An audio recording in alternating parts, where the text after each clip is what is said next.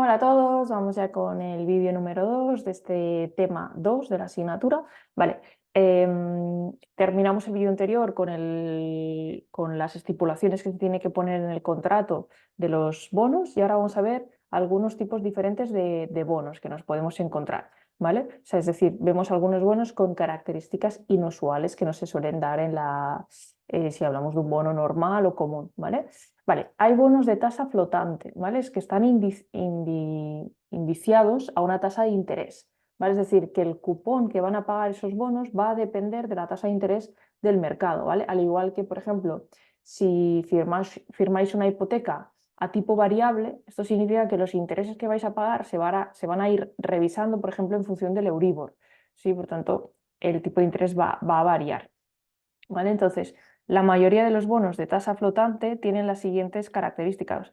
Cláusula de opción de venta. El tenedor, es decir, el inversor puede venderlo de nuevo al valor a la par después de cierto periodo especificado. ¿Vale? Esto se suele incluir en el contrato, que el inversor tenga la opción de venta y que, digamos, lo pueda volver a vender a la sociedad emisora. Y también que existe una horquilla de tasas de interés, un límite mínimo y máximo. ¿Vale? Imaginad, por ejemplo, que se firma este bono a una tasa del 5%, ¿vale? Pero que está sujeto a las fluctuaciones en la tasa de interés, ¿vale? Que se va a ajustar a la tasa de interés del mercado, pero con un mínimo y un máximo, es decir, que pueda crecer hasta, por ejemplo, el 8% y el 3%, ¿vale? Por tanto, si el año que viene el tipo de interés del mercado es del 7%, pues se ajustaría. Si el año siguiente pasa al 9%, pues no, máximo el 8, mínimo el 3, por ejemplo, ¿vale? Para limitar un poco el riesgo.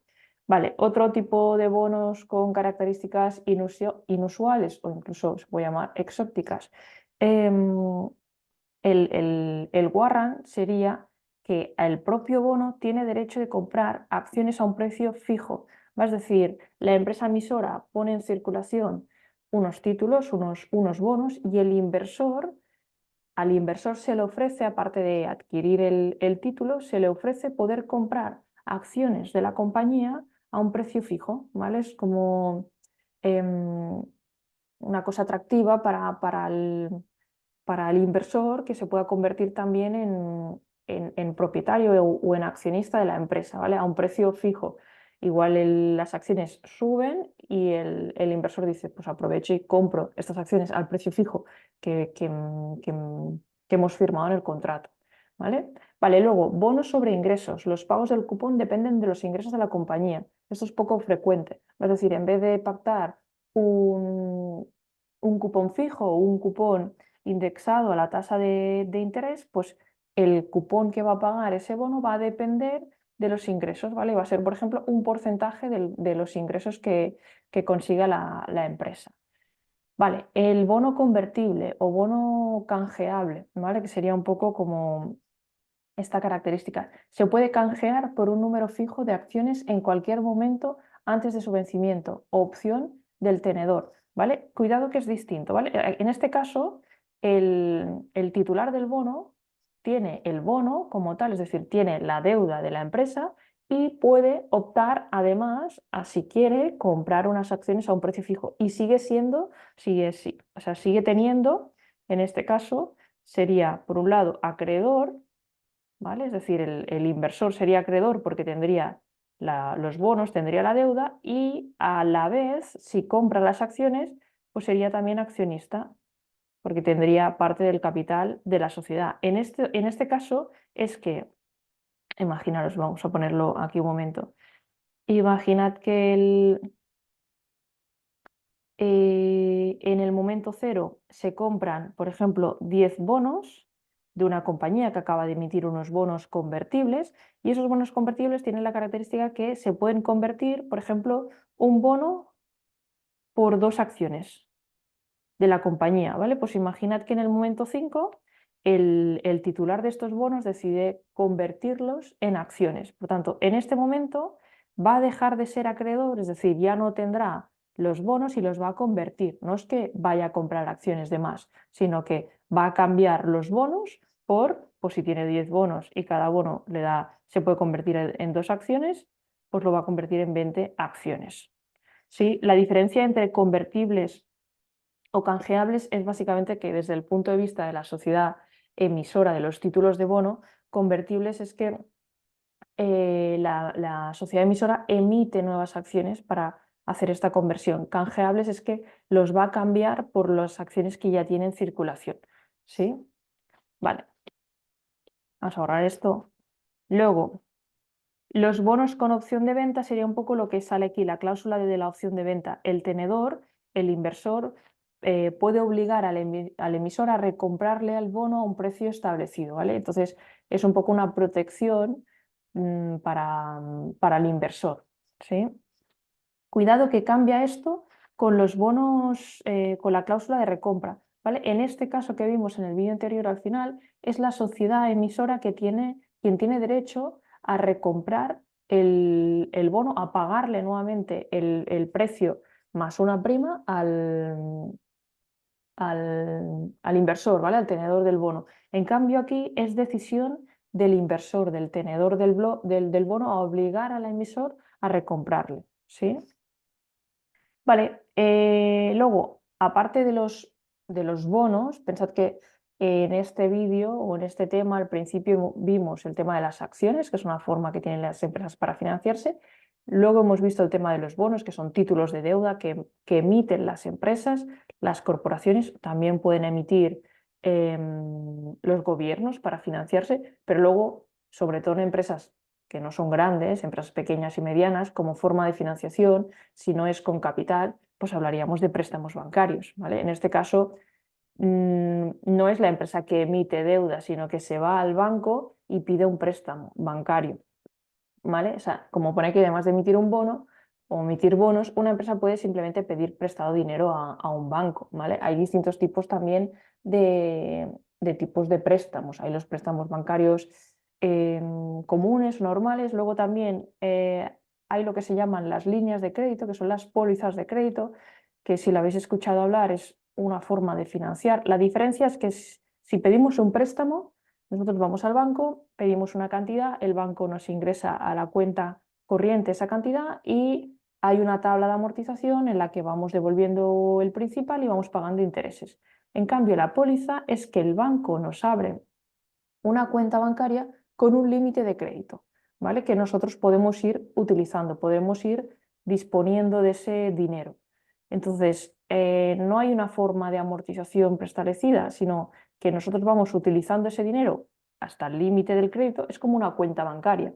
Al final, lo que pasa es que estará como en negativo, porque estaremos utilizando ese dinero. Esa línea de crédito, esa póliza de crédito, la podemos utilizar para hacer pagos, hacer cobros, etc. ¿Vale? Entonces, el sistema de pago de intereses cambia un poco, porque se pagan intereses sobre la cantidad dispuesta, pero sobre el saldo no dispuesto, que se llama, ¿vale? Imaginad que abrimos una línea de crédito, una póliza, ¿vale? Con un límite de 50.000 euros. Entonces, cuando llega el momento de liquidar la línea de crédito, el banco hace una serie de operaciones que obviamente no entran en esta asignatura. Imaginad que calcula y dice, vale, el saldo medio dispuesto, o sea, con los días que ha durado la línea de crédito y el saldo medio que has tenido, te sale un saldo medio de 30.000. Esto significa que sobre estos 30.000 vamos a pagar unos intereses, ¿vale? En función del tipo de interés que tengamos pactado con el banco. Pero luego el saldo medio no disponible o no dispuesto, ¿vale? Que sería básicamente la diferencia de los 30.000 a los 50.000 no pagamos intereses, pero pagamos unas comisiones, ¿vale? Obviamente porcentajes menores, pero nos tenemos que fijar bien de no pedir una línea de crédito con un límite muy elevado que sabemos que no vamos a utilizar, ¿vale? Luego, otro tipo de préstamo serían los créditos o los préstamos sindicados, ¿vale? Que básicamente es aquel en el que se presta una gran cantidad de dinero a una gran empresa por parte de varios bancos. Es decir, la empresa necesita mucho dinero y en vez de que el banco A le preste todo el dinero, pues se juntan una serie de bancos, ¿vale? Banco A, banco B, banco C, perdonad mi letra, y le prestan el dinero a la empresa A, ¿vale? Hay uno de los bancos que va a actuar como banco agente, ¿vale? Que se va a encargar de las comunicaciones mutuas entre la empresa y los bancos, ¿vale? Pero es un poco como los bonos. Al final, cuando emitimos, no es lo mismo, ¿eh? Pero quiero decir, en este caso la empresa la está financiando varias entidades bancarias. Cuando emitimos títulos de deuda, obtenemos financiación por todos esos inversores que nos compran los títulos, ¿sí?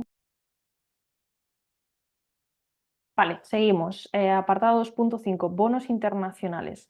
¿Vale? Aquí vamos a diferenciar cuando hablamos de los bonos, de bonos internacionales o eurobonos, que muchas veces se comete el error de decir que los eurobonos se llaman así porque están emitidos en euros, ¿vale? No es el caso, de hecho lo pone aquí, no se refiere a que sean bonos en moneda euro, sino que son bonos emitidos por un país y emitidos es decir, emitidos por un emisor, por ejemplo. Imaginad que una empresa americana emite un bono en dólares, ¿vale? Porque normalmente se utiliza la moneda del emisor y lo emite en varios países extranjeros, ¿vale? Es decir, la característica es que está emitido en varios países, ¿sí? Pero con la moneda del país emisor, ¿sí?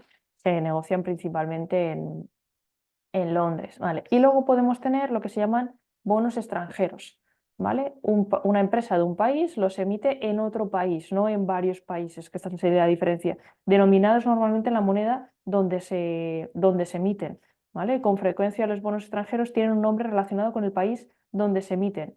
Bonos yanquis, por si se emiten en Estados Unidos, bonos samurai, ¿vale? Un poco característico del país donde se emite, ¿vale? Por ejemplo, em, una empresa de Estados Unidos podría emitir bonos denominados en yenes en Japón, ¿vale? Es decir, están, digamos, con la moneda donde se emiten, no es la moneda del emisor, ¿vale? Es decir, la diferencia es, imaginaros aquí, una empresa americana emite bonos en dólares en varios países extranjeros, ¿sí? Y aquí la diferencia sería que una empresa americana coge y emite un bono en Japón, por ejemplo, pues denominado se refiere en qué moneda se expresa, ¿vale? Pues en yenes, por ejemplo, sí sería la diferencia. Vale. Y luego vamos con el siguiente apartado, el 2.6, patrones de financiamiento. Hemos visto que la financiación principal de una empresa puede venir de lo que sería el capital, ¿vale? Que serían las acciones, las emisiones de acciones o la deuda, ¿vale? La financiación externa, que sería bonos, préstamos, ¿vale? Lo que sería patrimonio neto o pasivo, ¿sí? Obviamente es necesario que las empresas capten recursos para poder financiar proyectos que les generen un valor presente neto positivo, ¿vale? Es decir, al final, ¿cómo funciona la empresa? Pues capta financiación, que eso es lo que, si os estáis imaginando el balance de situación, pues en la parte derecha tenemos la financiación que tiene la empresa, ya sea capital o deuda, y lo invierte en su activo, es decir, lo invierte en proyectos, ya sea su propia actividad de explotación a lo que se dedica la empresa o en otros proyectos externos que le permita generar un beneficio. Es decir, que la diferencia entre el coste de ese proyecto y los ingresos que genera sea positivo, ¿vale? A la vez, dice, las empresas generan flujo de efectivo interno positivo que pueden utilizar. Es decir, aparte de financiarse con capital o con deuda, se pueden lo que se llama autofinanciación, ¿vale? Que es un poco normalmente, perdonad mi letra, lo que tenemos en el balance acumulado en reservas. ¿Esto qué significa? Es pues, el beneficio que la empresa ha ido obteniendo a lo largo de los años, ese beneficio que no es que venga del exterior, no viene de los accionistas ni viene de la deuda, es un beneficio o un flujo de efectivo generado de forma interna, que obviamente se puede utilizar para financiar todos estos proyectos, ¿de acuerdo? Entonces, cuando hablamos del flujo de efectivo interno, sería el beneficio neto más las amortizaciones. ¿Por qué las amortizaciones? Porque las amortizaciones están aquí restando cuando en realidad no han supuesto una salida de dinero, ¿vale? Por tanto, se suele ajustar siempre sumándolo. Y luego le restamos los dividendos, porque del beneficio neto obtenido más amortizaciones habrá una parte que repartiremos como dividendo. Por tanto, esto será realmente el flujo de efectivo, el beneficio neto después del pago de dividendos que nos queda para reinvertir en la empresa, ¿vale? Aquí vemos una tabla o una gráfica del libro que me parece interesante, que relaciona la inversión y la financiación. Aquí os tenéis que imaginar un poco la aplicación del flujo de efectivo, que sería un poco como si dibujáramos el activo de la empresa, ¿vale? Y las fuentes del flujo de efectivo, la financiación, ¿vale? Que sería básicamente, fijaros, flujo de efectivo, utilidades retenidas más depreciación, ¿vale? Es decir, sería este flujo de efectivo interno, ¿vale? Es decir, puede ser que una parte del flujo de efectivo que tenga la empresa venga de lo que se ha generado de forma interna. Y luego flujo de efectivo externo, es decir, em, que obtengamos efectivo, que obtengamos financiación por parte de emitir acciones o emitir bonos, ¿vale? O obtener financiación, préstamos, etcétera, ¿vale? Nuevas emisiones netas de bonos y acciones, ¿vale? Deuda a largo plazo y capital, ¿vale? Pues con este flujo interno y con este flujo externo, lo que nos tiene que permitir es financiar toda esta parte de aquí. ¿Veis? Gastos de capital, bueno, esto es un ejemplo, que pone 80%, 20%. Gastos de capital sería un poco el activo no corriente, ¿vale? Es decir, nos tiene que servir para financiar la compra de nuevas máquinas, de nuevos locales, de todo lo que sería inmovilizado material, inmovilizado intangible, ¿vale? Y luego, capital de trabajo neto sería más el activo corriente, ¿vale? Comprar existencias, financiar las facturas pendientes de cobro, el efectivo que tenemos, ¿sí? Entonces, el déficit es la diferencia entre el uso de financiamiento a largo plazo y financiamiento interno. Es decir, si nosotros tenemos que financiar todos estos gastos de capital y capital de trabajo neto, más otras aplicaciones, es decir, tenemos una cantidad así de grande para financiar, ¿vale? Aplicaciones significa dónde invertimos el dinero y solo disponemos de esta cantidad de efectivo generado de forma interna, pues tenemos un déficit financiero, nos falta dinero, ¿vale? O imaginad, por ejemplo, el Estado cuando hace sus presupuestos, pues dice, me tengo que gastar todo este dinero en todas estas partidas y solo dispongo de esta parte que se ha generado interna a partir de, yo qué sé, de impuestos, de recaptación, etcétera. Pues hay un déficit. En ese ejercicio concreto se necesita más financiación para cubrir el resto. ¿Sí? Vale, entonces aquí nos dicen en la práctica, es decir, en la realidad de las empresas, ¿cuál ha sido la división entre financiamiento interno y externo? Es decir, ¿cuál es el patrón de que suele utilizar las empresas en cuanto a formas de financiarse? ¿Vale? Aquí vemos una gráfica interesante, decisiones de financiamiento tomadas por corporaciones no financieras en Estados Unidos, es decir, que no están relacionadas con entidades bancarias, etcétera. ¿Vale? Fijaros, esto llega hasta 2013, ¿eh? O, por ejemplo, si nos fijamos en el año 95, que lo tenemos aquí, ¿vale? Este sería, fijaros, financiamiento interno, que muchas veces pasa del 100%, ahora lo veremos. Nueva deuda sería este aquí el medio, y nuevo capital llega a ser negativo. ¿Va? Es decir, si nos fijamos en el 95, que tenemos los datos, el financiamiento interno, ¿vale? Si ponemos así, el financiamiento interno es de un 89%. ¿Vale? Es decir, que las empresas, esta cantidad de aquí cubre el 89% de todas las aplicaciones de flujo de efectivo. Luego, la nueva deuda es del 18% del total. ¿Vale? La nueva deuda sería esta parte de aquí, sería del 18%. Entonces, fijaros, 89% más 18% nos pasamos del 100%. De hecho, esto sería negativo, menos 7%. ¿Vale? La suma sería el 100%. Es decir, en el 95, las empresas que han sido aquí tomadas en cuenta para el estudio, para financiarse han sido 89% de financiamiento generado de forma interna, ¿vale? Financiamiento interno, 18% a través de deuda e incluso como esto ha superado el 100%, han utilizado parte de este flujo de efectivo por el financiamiento interno y por la nueva deuda para amortizar nuevo capital. Es decir, no es que hayan obtenido flujo positivo de emitir acciones, al contrario, han utilizado para amortizar y para reducir su capital, ¿vale? Y vemos que esta línea de financiamiento interno va creciendo por encima, llega a ser, incluso en los últimos años, fijaros, por encima del 100%, ¿sí? Y obviamente la nueva deuda cae mucho, ¿vale? Fijaros, aquí más o menos era en la crisis inmobiliaria, en la burbuja inmobiliaria, ¿vale? Creció bastante la deuda, ¿vale? Bajaron los tipos de interés, subió bastante la deuda y luego hubo una caída muy fuerte en cuanto a después de la crisis, ¿vale? Incluso por debajo. Vale, conclusiones que podemos sacar de esta figura. El flujo de efectivo generado internamente ha sido la fuente de financiación dominante en todos los años, ¿vale? Incluso con mayor crecimiento hacia el final. Este predominio ha aumentado durante el periodo de muestreo con un financiamiento interno que en realidad supera el 100% durante la mayor parte de los años, ¿vale? Lo que decíamos, por aquí supera el 100%. Esto significa que la financiación externa ha sido negativa, que este financiamiento interno, aparte de financiar nuestro activo, nos ha permitido reducir deuda y reducir capital, ¿sí? Vale.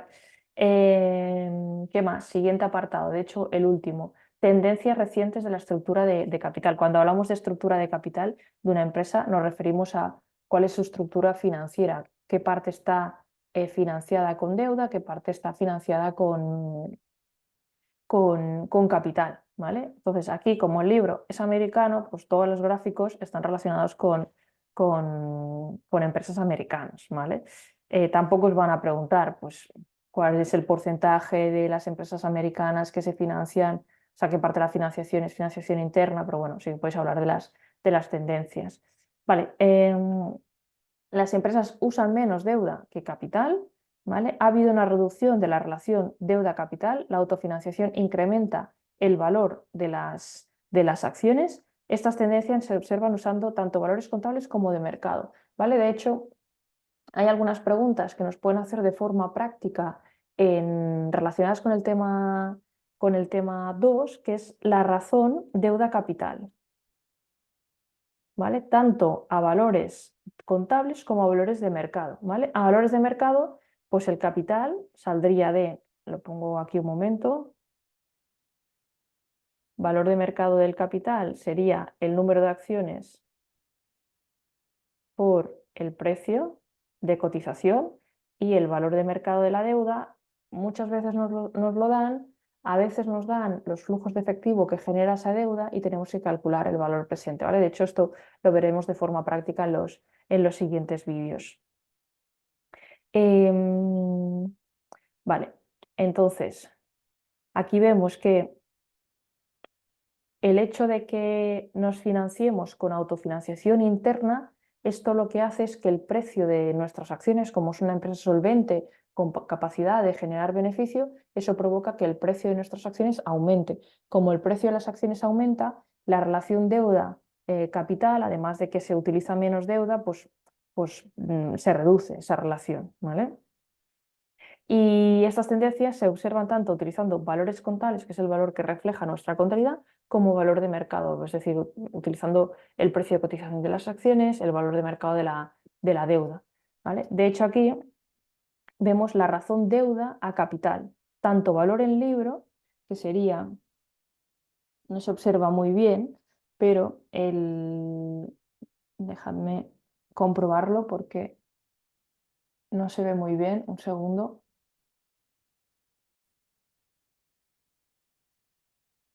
Vale, disculpad. Esta línea de aquí sería el valor en libros, ¿vale? Y el valor de mercado sería la que va por encima, ¿vale? La tendencia es un poco, lo vemos un poco lo mismo, ¿vale? Hay un aumento y luego hay una disminución. Y en los últimos años más recientes, el valor en libros se sitúa por encima del valor de mercado. Bueno, esta relación nos la van a preguntar en cuanto a estas empresas americanas en estos años, ¿vale?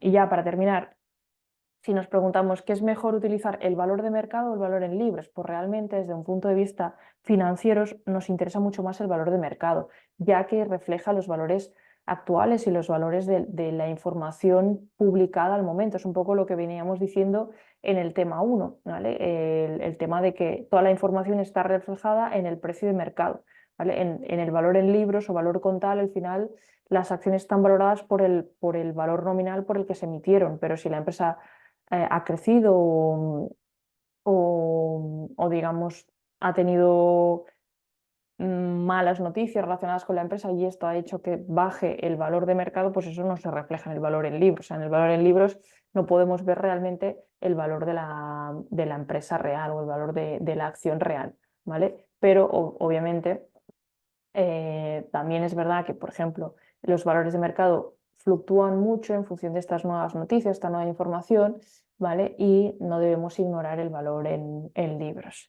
Vale, pues hasta aquí este tema. Sí que os he puesto que salía en la presentación del tema 2 un ejercicio muy sencillo de los bonos, que de hecho, más que nada para que tengáis un poco la idea, que lo veremos con mucho más detalle en el tema siguiente, en el tema 3, ¿vale? Los ejercicios que veremos en este tema 2, los ejercicios prácticos, ¿vale? Están relacionados con los bonos redimibles, que de hecho los bonos rescatables, que lo hemos planteado de forma teórica, relacionado también preguntas prácticas relacionadas con el apalancamiento financiero, es decir, esta relación deuda-capital, y con el tema que hemos visto al principio de las votaciones, la votación directa y la votación acumulativa. Vale, aquí, para que veáis un poco la estructura y el tema de los bonos, cómo funciona. Dice, bonos con valor nominal de $1000, cupón del 7% pagaderos semestralmente. Mucho cuidado porque como este es el libro es americano, repito, en América es común que los cupones no se paguen de forma anual, sino que se paguen de forma semestral, ¿vale? Vencimiento 8 años, tipo de interés anual del 7,5. Vale, aquí si lo dibujamos, esto implica que el emisor va a emitir estos bonos, no solo uno, ¿vale? Muchos bonos, no sabemos cuántos, pero desde el punto de vista del inversor, pues el inversor compra un título aquí por $1000 y ¿qué va a recibir? Va a recibir un cupón semestral, ¿vale? Durante 8 años. 8 años, cada año tiene 2 semestres, por tanto 16 semestres. Aquí cuidado porque el cupón lo calcularemos, va a pagar un 7% anual, ¿vale? Es decir, este porcentaje se expresa anualmente, esto significa un cupón anual de 70, pero lo va a pagar de forma semestral. Por tanto, entre 2, 35, es decir, los flujos de efectivo que generará este cupón, ahí este bono será 35 euros, $35 cada semestre y el último semestre $35 más 1000 euros de recuperación del principal, del valor nominal. Vale, entonces, imaginad que nos pide sacar el precio al momento cero, ¿vale? O al momento que sea, ¿eh? No significa necesariamente que estemos el momento cero, puede ser, o sea, el momento cero de, imaginad que estos bonos, vamos a hacerlo distinto para que me entendáis mejor. Vamos a ponerlo así.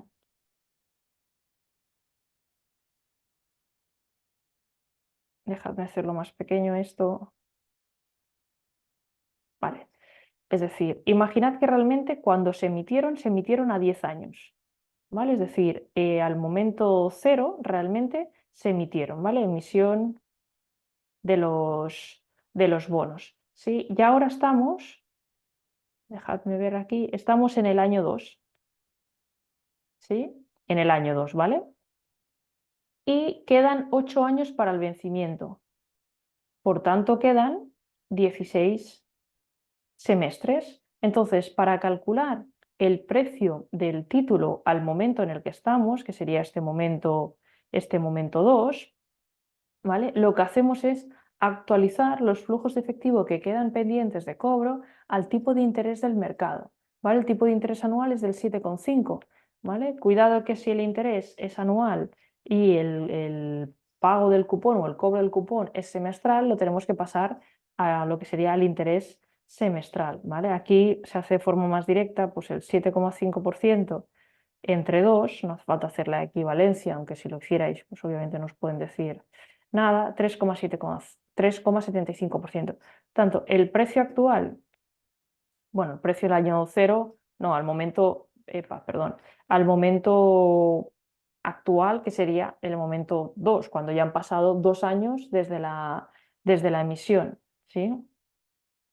Vale, entonces, vamos a poner, para nosotros esto sería el momento 0, ¿vale? Y realmente lo que vamos a cobrar será a partir,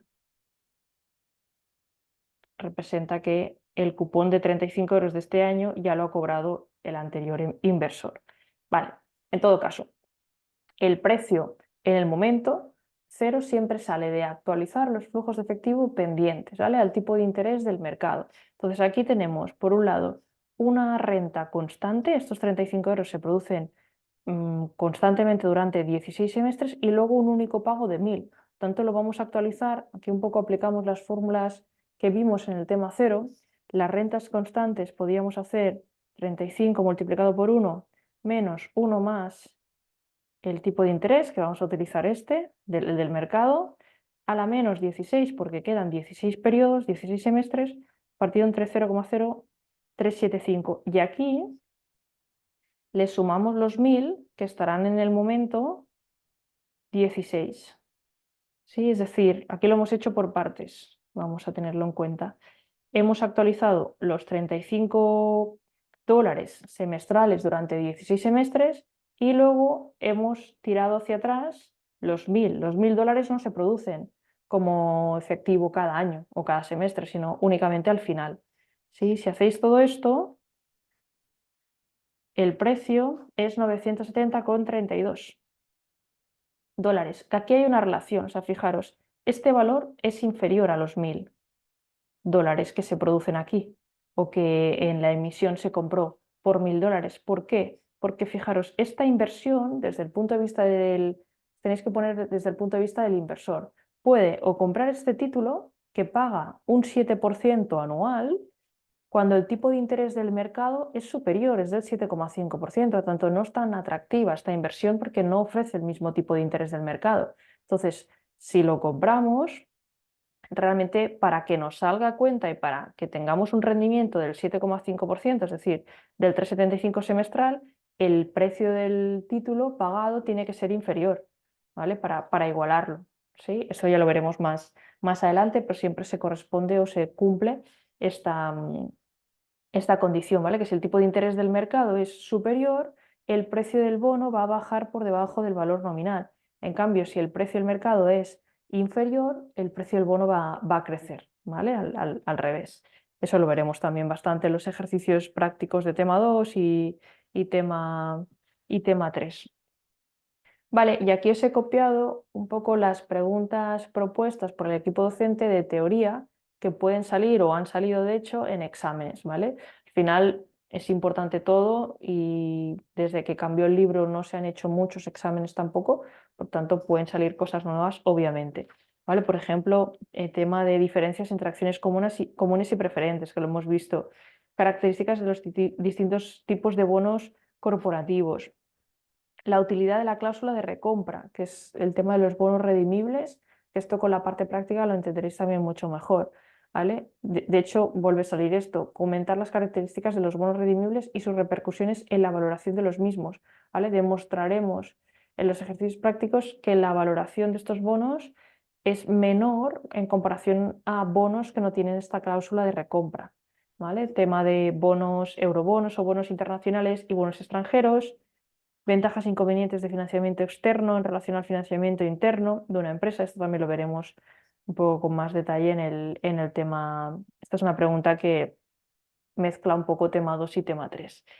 ¿De acuerdo? Pues nada más, hasta aquí este tema 2. A continuación tenéis el vídeo de ejercicios prácticos y ya vamos avanzando. Saludos a todos.